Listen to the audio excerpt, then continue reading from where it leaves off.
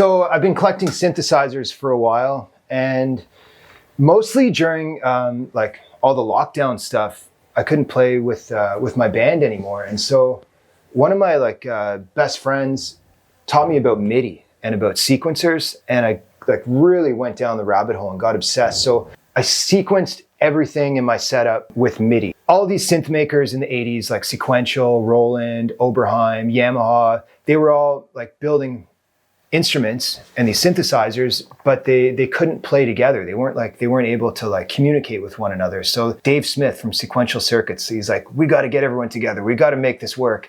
And so he organized this like summit, and they all got together and created this language called MIDI, the musical instrument digital interface. And they like made this language that all these synths could talk to one another.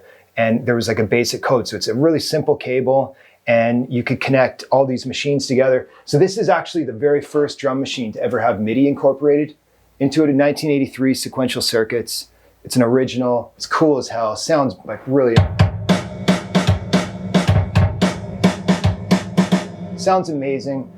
Really just like punchy. It's got a line out for each instrument on there. So you could have like one audio track out for the kick, one for the snare, one for the hats, like really cool drum machine. That was the first one to bring MIDI in. And in the owner's manual, I have the like original owner's manual that came with it. And he says, eventually sequencers will appear that will be able to make all of these instruments talk to one another. And like people were working on sequencers at the time in the 80s, but like the modern ones, this is from Paris. This is a Hapax, Squart Hapax, and it's like really like it's current. I'm obsessed with this thing. This thing is like my songwriting machine. You could take parts and stitch them all together on this. So you could have a drum track, use this for my bass, this for like kind of like pad sounds, same thing, kind of pad sounds, big like, you know, polyphonic sounding chords and stuff here. I usually use that for leads. This is a vocoder, so you can make like the robot voice coming through here, which is super cool. Very Giorgio as well. But yeah, the sequencer will link them all and they can all talk together. So I pretty much got like obsessed with this as like a songwriting machine. And like, that's the way I looked at it. Like, I mean, everyone uses these things differently. And this is just my kind of like simple worldview on this is like, oh, I could like write music with this. And it's like, you know, kind of better than my iPhone demos that I'm always making. Like now I can like work on stuff. I can edit it in there and like, you could play live with this. This is like that, like Giorgio's cover band I was telling you about. Brought this live and performed with like live sequences with MIDI and all these cables hooked up. But yeah, that's my patch bay in there. You could see all the MIDI cables hooked up. So everything's connected. Yeah, I've got drums, pads, leads. Use this for like kind of big like tom outros and stuff. But yeah, like it's all set up and ready to go. So I can come down here, flip on all these switches, and then this thing is on, it's live, and just like start making my shitty music. It's like, this is my dream. Yeah. Can we hear something? Yeah, sure. So this is one of the ones off my newest Retrospects album. I just got to tune them up because they are analog here.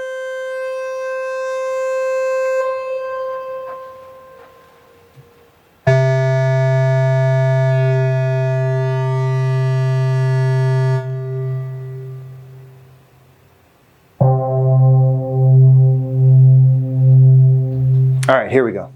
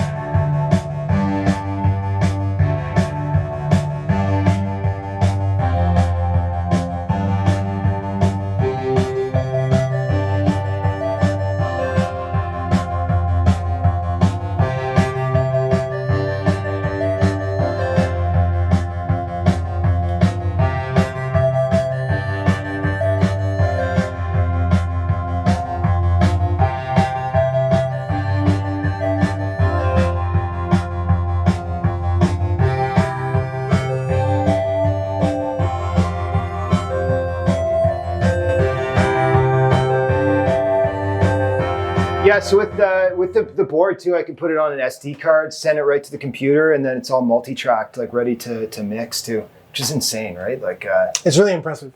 You know, it's been a bit of like a journey to learn how all this stuff works, and like, you know, sometimes trying to troubleshoot like something that didn't really have like a roadmap for how it was going to work 40 years later is like a bit of a challenge, but it's kind of like an exciting journey. And usually it's like something really basic, like, oh yeah, I forgot to flip that switch, and like everything works.